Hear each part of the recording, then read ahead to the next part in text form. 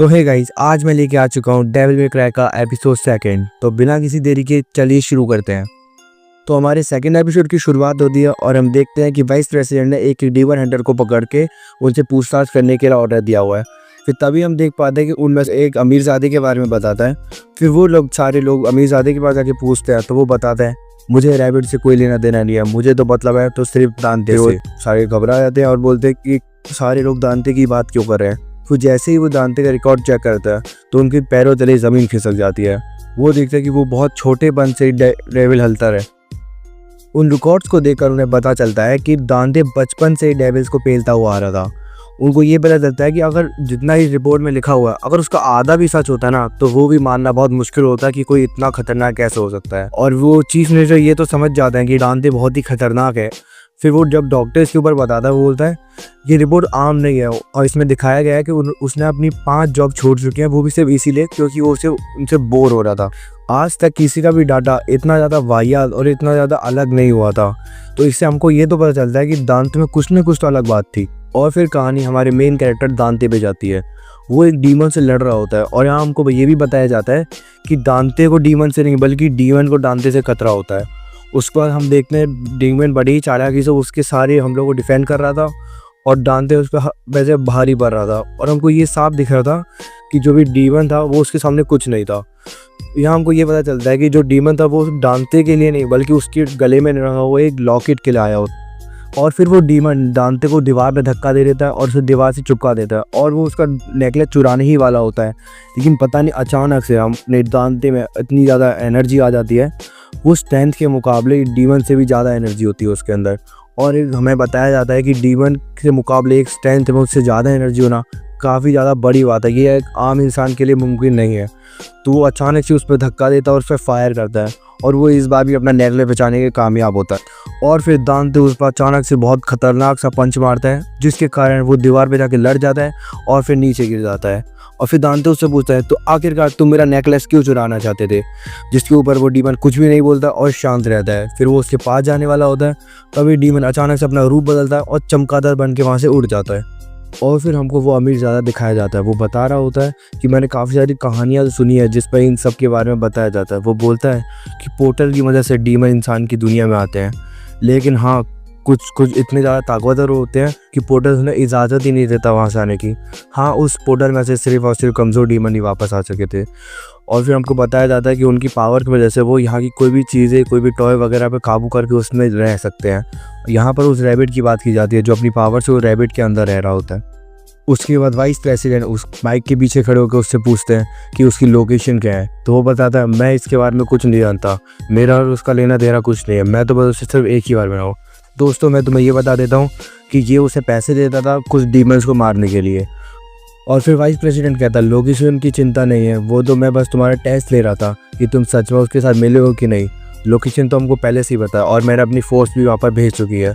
फिर वो अमीरजादा बोलता है अगर तुमने अपनी फोर्स उधर भेज चुके तो तुमने आज तक की सबसे बड़ी गलती की है। वो रैबिट एक एक इंसान को अच्छे तरीके से मार देगा। फिर बोलते हैं हाँ भले ही ऐसा हो सके लेकिन मेरे को परवाह नहीं। तो उसके बाद हमको सीन में दिखाया जाता है कि उस पर उसके सारे के सारे जो भी फोर्स भेजे गए थे सारे मर जाते हैं। लेकिन तभी वो बताता है हाँ लेकिन एक इंसान है जो अभी बच के आ चुका है। तो उसके बाद उस इंसान के ऊपर फुटेज चली जाती है और उसके बाद वो सारे हॉस्पिटल पहुंच जाते हैं उसी शख्स से मिलने के लिए जो अभी के अभी वो रैबिट के चंगुल से बच के आया होता है। और तभी फिर डॉक्टर उससे विनती करते हैं अगर इससे आप पूछताछ करें तो उससे ज़रूर तलवार के बारे में ज़रूर पूछना। फिर इस पर वो जवाब देता है जो अमीरजादा था। वो बोलता है कि तुम जरूर स्पॉट और स्पार्टा की बात करेंगे, वो भी क्या दिन थे जब मुझे उसकी कहानियाँ बताई जा रही थी। उस तलवार का नाम उसके मालिक ने रखा हुआ था और ये स्क्वाडा एक डीमन का नाम था। वो एक ऐसा डीमन था जो कि भले ही डीमन हो वो लेकिन वो इंसानों के साथ मिलकर लड़ता था, वो भी डीमंस के खिलाफ। उसी वजह से ही डीमंस और इंसानों के बीच में लड़ाई स्टार्ट हुई थी। वो वरना हर वक्त डीमन इंसानों को मार ही देते थे। उसकी मदद से इंसानों पर थोड़ी उम्मीद आई थी ताकि हम बच सके। तो उसके बाद हम देख पाते हैं कि वो अकेले दम पर पूरे अपने इंसानों को बचा लेता है और वो सब कुछ अपनी उस तलवार की मदद से कर पाता है जिसका नाम था स्पॉट ऑफ स्वाडा। और वो उसके पास एक लॉकेट था जिसकी मदद से उसको ये पावर मिलती थी। लेकिन उसके बाद जब वो मरने वाला था तब उसने उस लॉकेट के 2 हिस्से कर दिए ताकि लोग इसे ढूंढ ना पाए और उसकी पावर वापस ना आ जाए। और फिर वो डॉक्टर उसको वो तलवार का फ़ोटो दिखाता है जहाँ पर एक जगह बनी थी जहाँ पर वो लॉकेट लग सकता था। वो लॉकेट के 2 हिस्सों का अगर एक साथ मिलके सही तरीके से उस जगह पर लगा दे तो वो दीवार खुल जाएगा। उस लॉकेट की वजह से ही इंसानों की दुनिया और डेविल की दुनिया में अंतर आया हुआ था। वो होटल की वजह से नहीं आ पा रहे थे, बस सिर्फ और सिर्फ वो लॉकेट की वजह से। तो उसका हमको बताया जाता है कि अगर किसी ने उस लॉकेट में लगा दिया तो वो खुल जाएगा और जितने भी ताकतवर डीमन है वो वापस आ जाएंगे। और फिर वो डॉक्टर बताता है ऐसे तो हमारी दुनिया पूरी की पूरी ख़त्म हो जाएगी अगर उसे लॉकेट का दूसरा हिस्सा भी मिल गया तो हमें जल्दी से जल्दी दांते को ढूंढना पड़ेगा और उससे हमारी मदद करने के लिए मांगना पड़ेगा।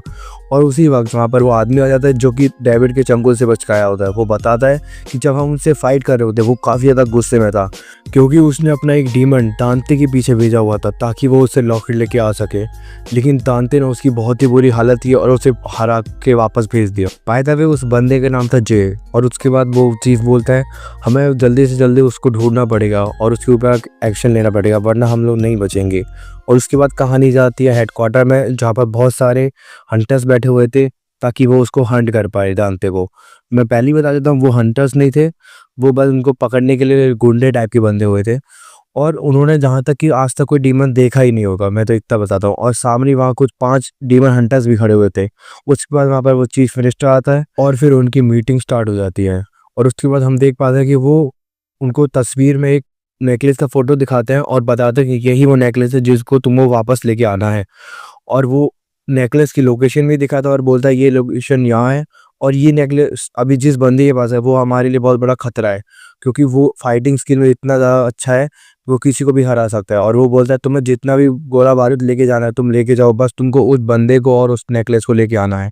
और उसके बाद जहाँ वो सारे हंटर्स बैठे हुए थे उनमें से एक खड़ा होकर बोलते हैं आखिरकार इसका कोई फोटो तो होगा, हम इसको पहचानेंगे कैसे।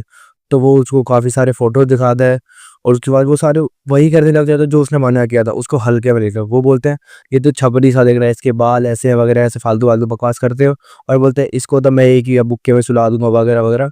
लेकिन वहीं पर एक समझदार आदमी भी बैठा होता है और पीछे से वो बोलता है कि भले ही कोई भी हो मैं इस आदमी को जानता हूँ और ये काफ़ी ज़्यादा शक्तिशाली है।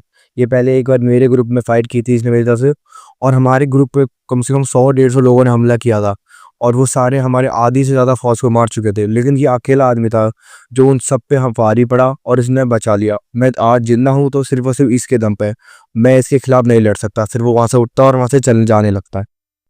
तो इसी के साथ हमारा फर्स्ट एपिसोड भी खत्म होता है। अगर आपको ये एपिसोड थोड़ा भी अच्छा लगा तो प्लीज़ लाइक करें, कमेंट करें और शेयर करें। और हाँ, मेरे चैनल को सब्सक्राइब करना बिल्कुल मत भूलना क्योंकि मेरे चैनल पर व्यूज़ बिल्कुल नहीं आ रहे और मुझे आपकी सपोर्ट की बहुत ज़रूरत है ताकि मैं इसके आगे भी कंटिन्यू रख सकूँ। अगर आपको अच्छा लगा तो प्लीज़ कमेंट करना ताकि मैं इसके आगे भी पार्ट ला सकूँ। तो thank you for watching, sayonara.